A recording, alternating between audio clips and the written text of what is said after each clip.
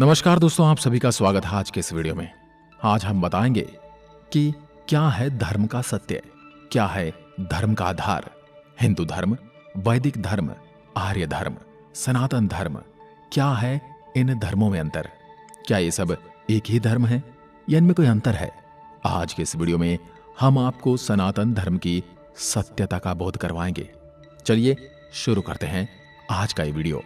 और अगर आपने अभी तक हमारे चैनल को सब्सक्राइब नहीं किया है तो चैनल को सब्सक्राइब कीजिए, और आपको वीडियो पसंद आए तो इस वीडियो को लाइक और शेयर जरूर करें, और अपने सनातनी भाइयों को भी इसके बारे में बताएं।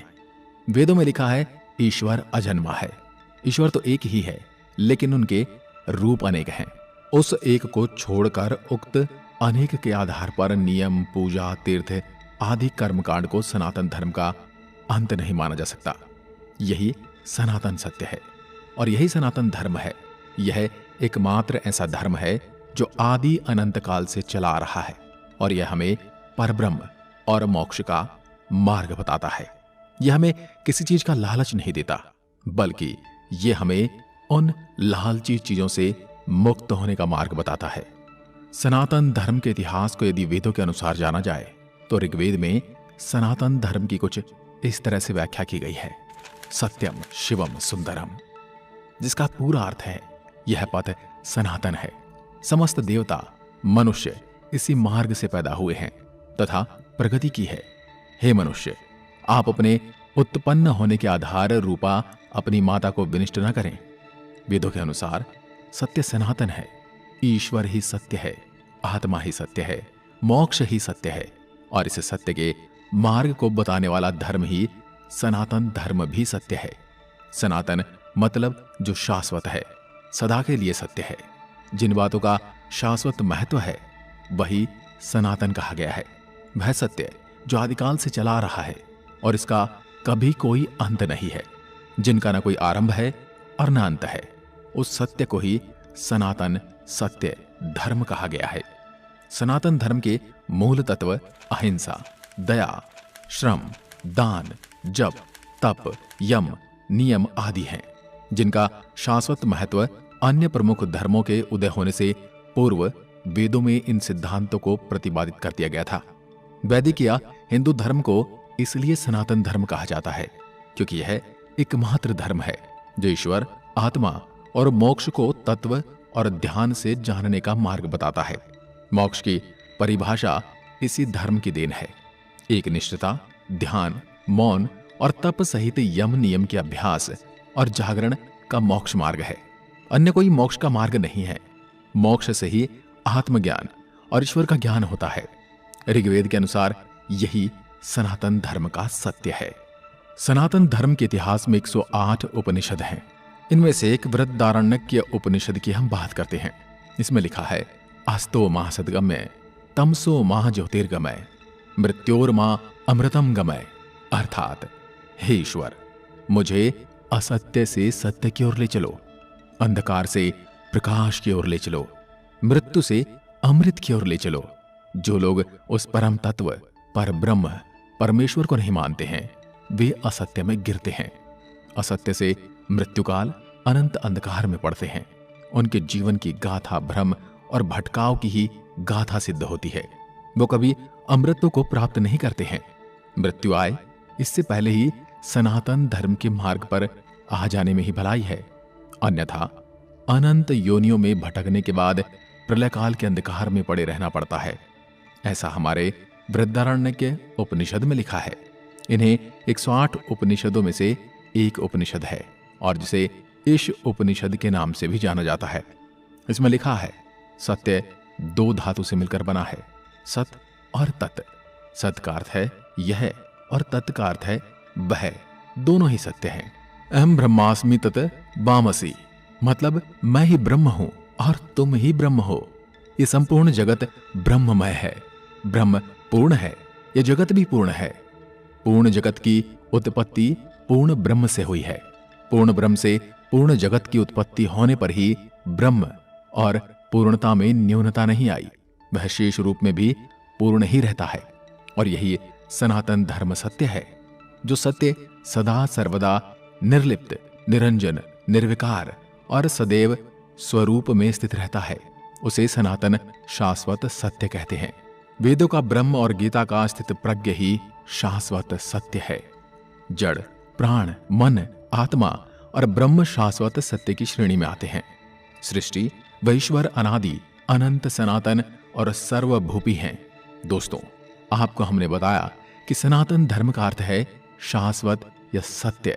जो सत्य है वही सनातन है और इसी को सनातन धर्म कहते हैं।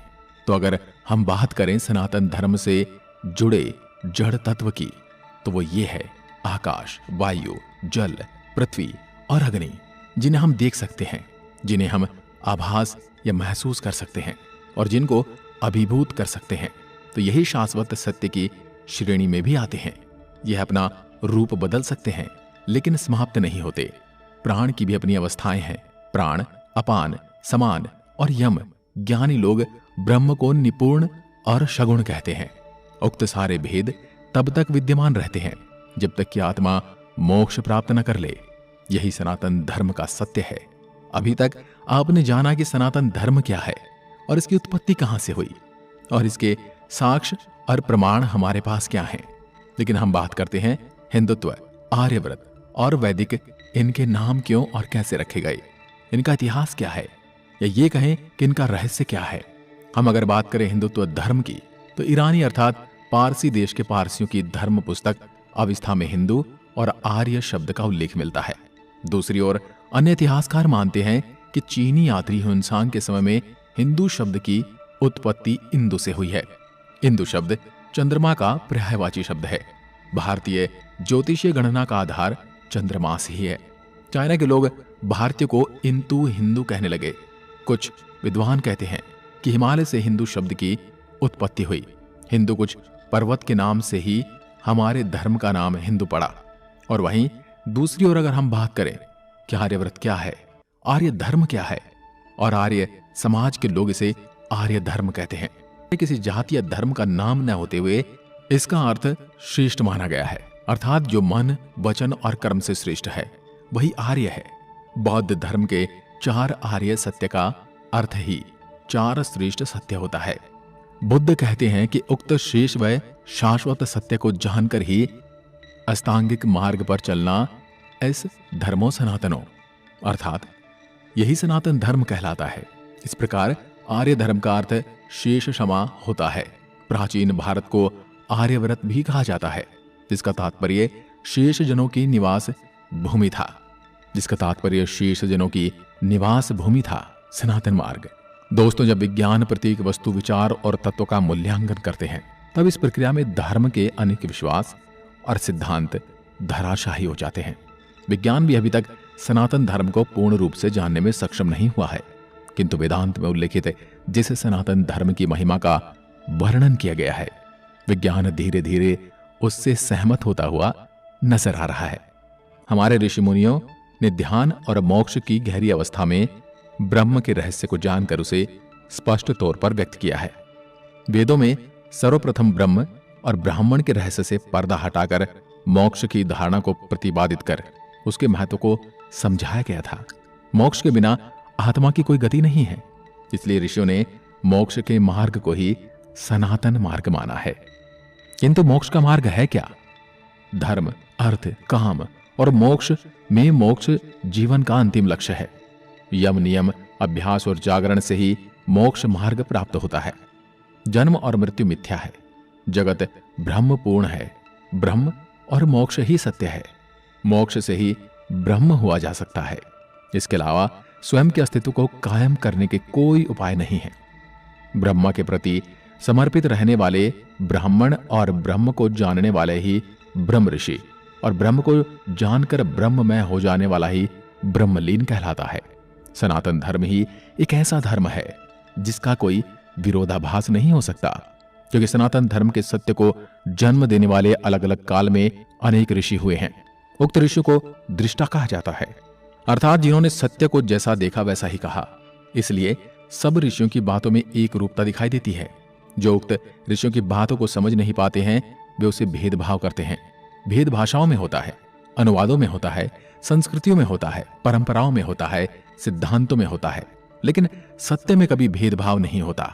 इसलिए सनातन धर्म एकमात्र ऐसा धर्म है जिसका कोई विरोधाभास नहीं है। सनातन ही सत्य है और सत्य ही सनातन है। दोस्तों, आज के वीडियो में बस इतना ही। अगर वीडियो आपको ज्ञानवर्धक लगा हो तो कमेंट में लिखकर जरूर बताएं, और ऐसी वीडियो आप देखना चाहते हैं तो चैनल को सब्सक्राइब करें और कमेंट में लिखकर बताएं, ताकि हम ऐसी ही ज्ञानवर्धक वीडियो आपके लिए लाते रहें। जय हिंद, जय भारत।